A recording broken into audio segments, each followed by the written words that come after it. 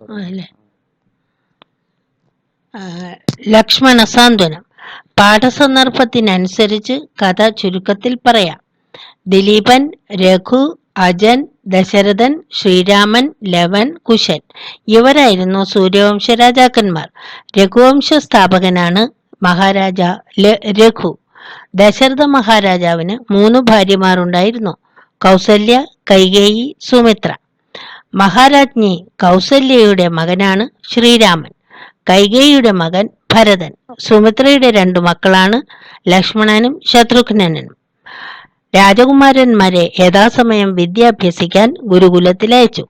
പഠനാനന്തരം കുമാരന്മാർ കൊട്ടാരത്തിൽ തിരിച്ചെത്തി.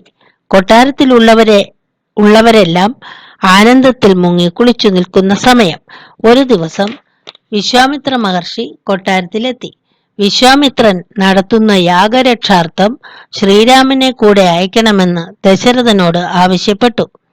രാജാവ് ഞെട്ടി. വിശ്വാമിത്രനെ പിന്തിരിപ്പിക്കാൻ ശ്രമിച്ചു. എങ്കിലും നടന്നില്ല. അവസാനം ശ്രീരാമനും ലക്ഷ്മണനും വിശ്വാമിത്രന്റെ കൂടെ പുറപ്പെട്ടു. യാഗം കഴിഞ്ഞു.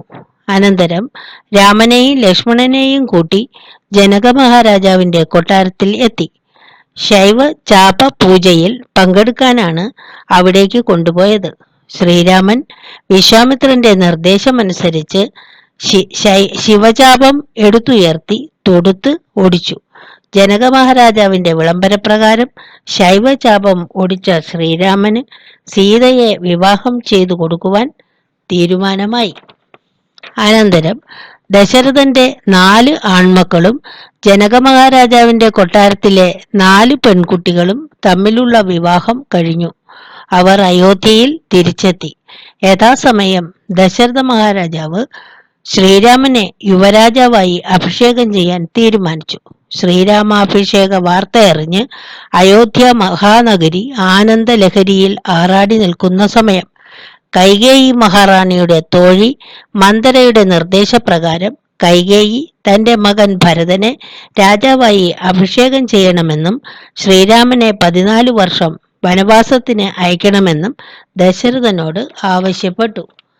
കൈകേയിയുടെ ആവശ്യം ദശരഥന്റെ ആജ്ഞയായി അംഗീകരിച്ച ശ്രീരാമൻ വനവാസത്തിന് പുറപ്പെടാൻ തയ്യാറായി.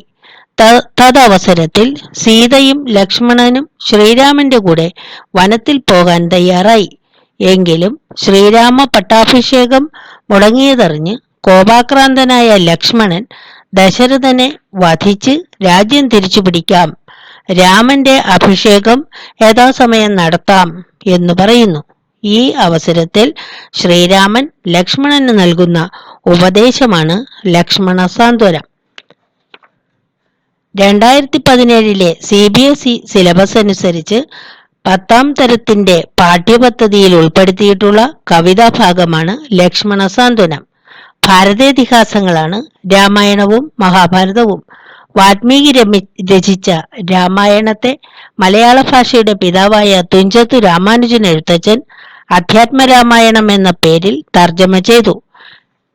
കിളിപ്പാട്ട് രീതിയിൽ വിരചിതമായ ഈ മഹാകാവ്യത്തിലെ അയോധ്യാകാന്ഡത്തിൽ നിന്നെടുത്തതാണ് ലക്ഷ്മണ സാന്ത്വനം. തത്വചിന്താ നിർഭരമായ ഭാഗമാണിത്. മനുഷ്യകുലത്തിനു വേണ്ടി കൂടി ശ്രീരാമൻ നൽകിയ ഏറ്റവും മഹത്തായ ദർശനമാണ് ലക്ഷ്മണ സാന്ത്വനത്തിൽ നിന്ന് നാം പഠിക്കുന്നത്.